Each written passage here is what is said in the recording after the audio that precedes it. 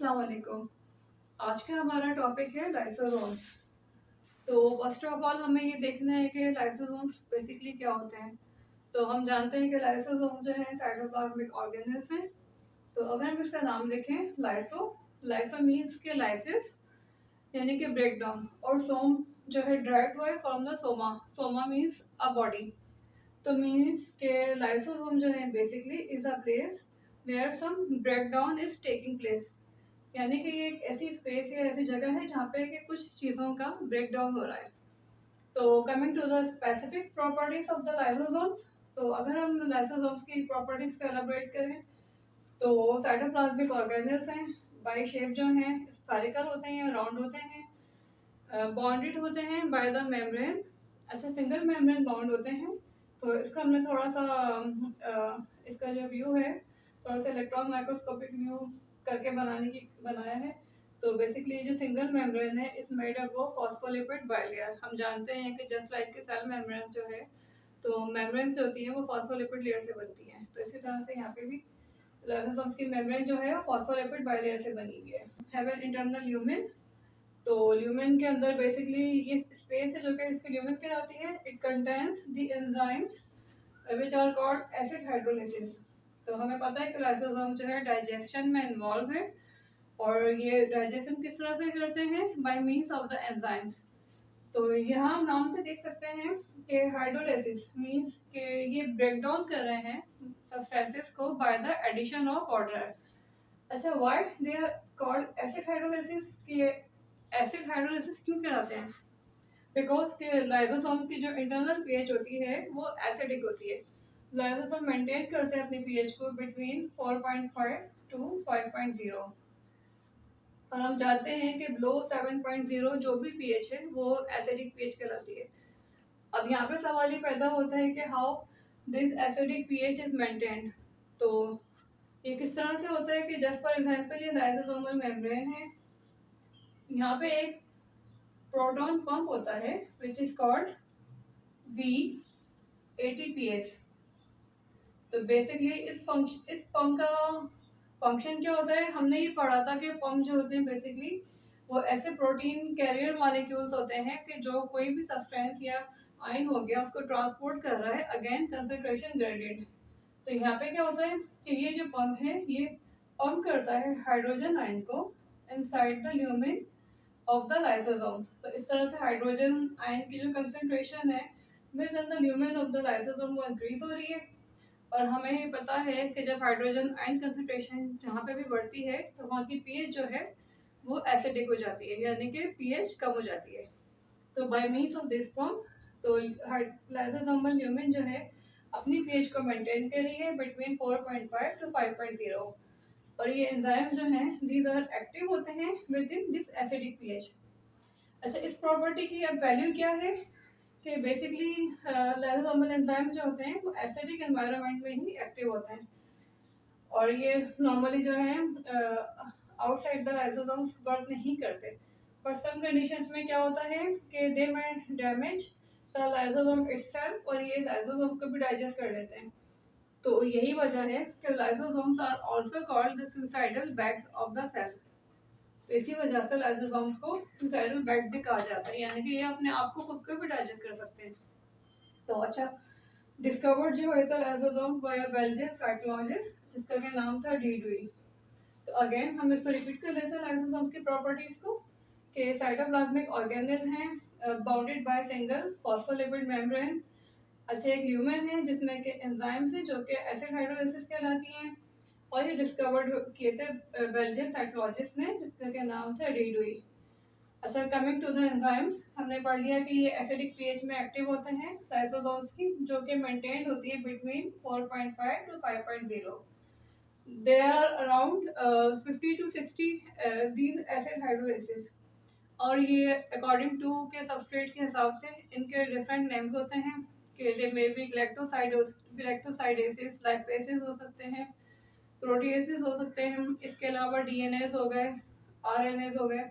यानी कि अगर किसी ग्लैक्टोज के ऊपर एक्ट कर रहे हैं तो ग्लैक्टोसाइडोसिस हो गए, अगर लिपिड इनका सबस्ट्रेट है तो लाइपेसिस हो गए, अगर न्यूक्लिक एसिड्स हैं जैसे कि डीएनए हो गया या आरएनए हो गया तो डीएनएस या आरएनएस हो गए।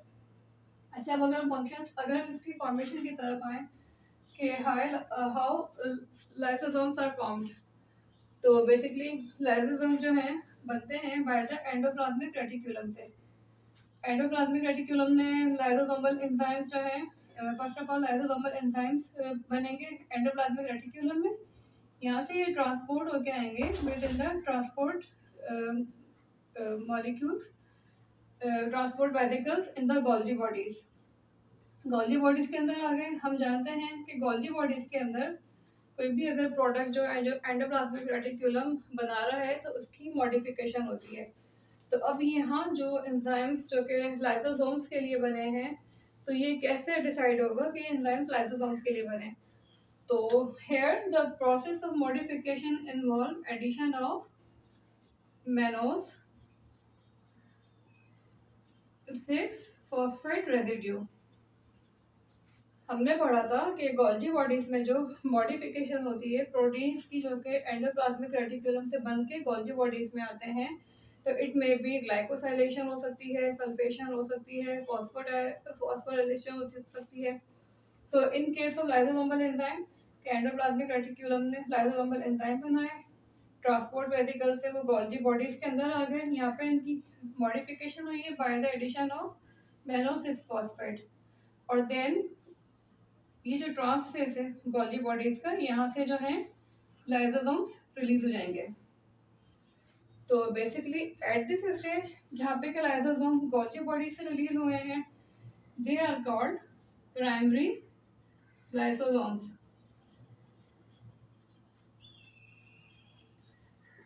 यानी कि अभी ये इनएक्टिव स्टेज में है, अभी जस्ट ये they have all the hydrolytic enzymes, लेकिन अभी ये एक्टिव स्टेज में नहीं है। तो अब coming to the functions of the lysosomes, तो लाइसोसोम जो बेसिकली इन्वॉल्व होते हैं डाइजेशन ऑफ द पार्टिकल्स। तो ये डाइजेशन जो है मे बी डाइजेशन हो सकती है of the extra cellular particles. तो अगर ये एक्स्ट्रा सेलुलर पार्टिकल को डाइजेस्ट कर रहे हैं, ये एक्स्ट्रा सेलुलर पार्टिकल जो है कोई भी बैक्टीरिया हो सकता है, वायरस हो सकता है, या न्यूक्लिक एसिड हो सकता है। तो अगर हम इसको यहाँ पिक्चर से देखें, तो जस्ट फॉर एग्जाम्पल कि ये सेल है, यहाँ पे कोई भी बैक्टीरिया या वायरस आ गया, क्योंकि ये फॉरेन इन्वेडर है। अब यहाँ पे क्या होगा कि सेल मेम्ब्रेन जो है ये इसके गिर्द एवर्जिनेट करेगी, यानी कि एक मेम्ब्रेन, एक वेसिकल सा बना लेगी और इसको टेकअप कर लेगी इनसाइड द सेल। तो बेसिकली इन केस के जब ये एक्स्ट्रा सेलुलर पार्टिकल्स को इनगल्फ कर रहा है सेल, अगर वो लार्जर पार्टिकल्स हैं जस्ट लाइक बैक्टीरिया हैं या वायरसेस हैं, तो अब ये प्रोसेस जो है कहलाएगा फेगोसाइटोसिस, यानी कि सेल ईटिंग, के सेल कोई चीज़ खा रहा है। तो अब ये जो स्ट्रक्चर बना है दिस इज कॉल्ड फेगोसोम।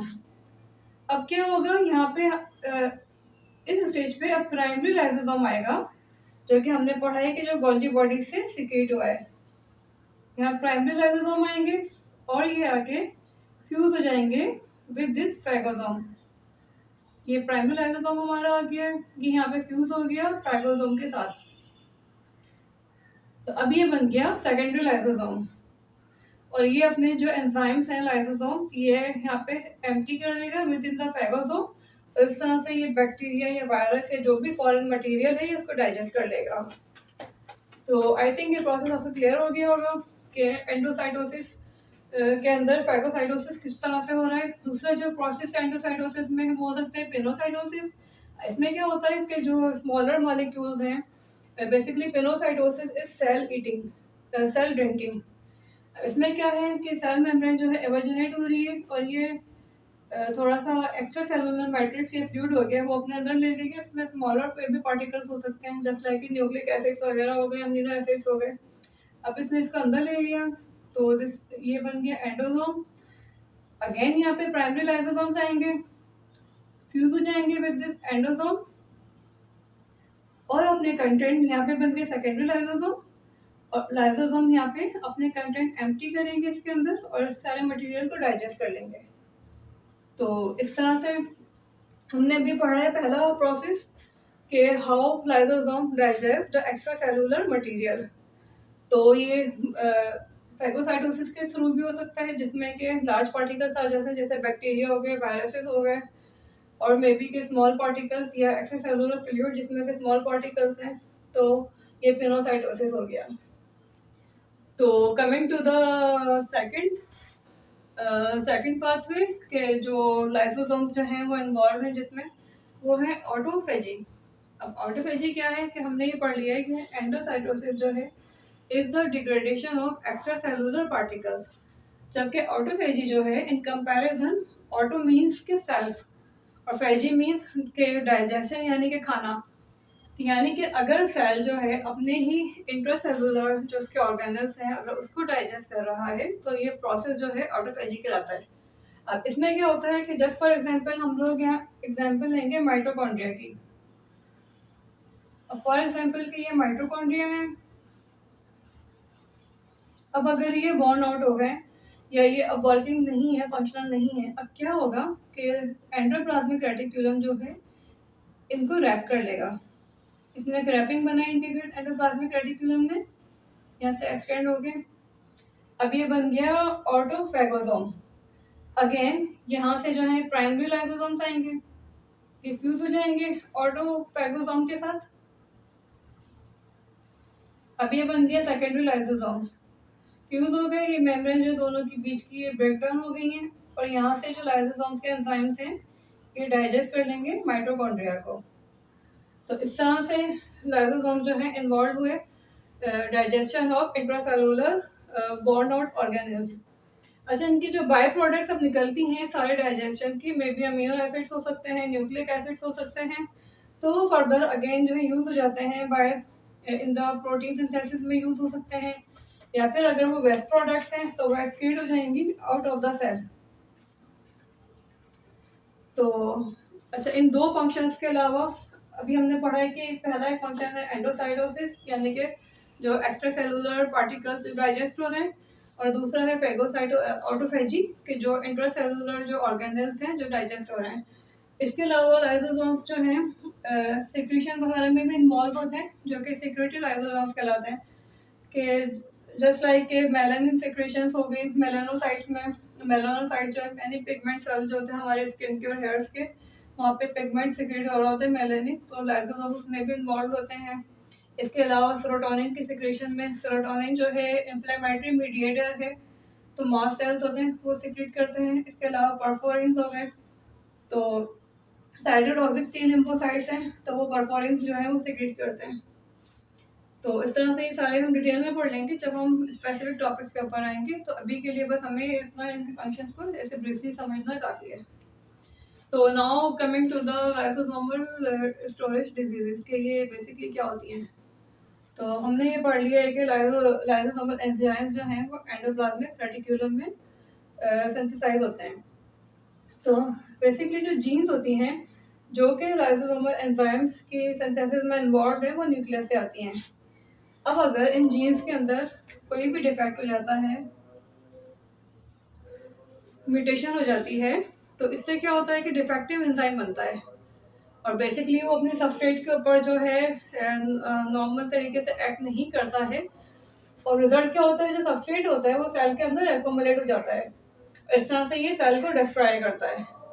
तो ये डिजीजेज जो हैं कलेक्टिवली कहलाती हैं लाइसोसोमल स्टोरेज डिजीजेस, और इनका जो क्लिनिकल मैनिफेस्टेशन है तो ये डे में भी प्रेजेंट कर सकती हैं in the form of certain cancers, in the form of the ageing, in the form of the cardiovascular disease और न्यूरो डिजनरेशन डिजीजेस।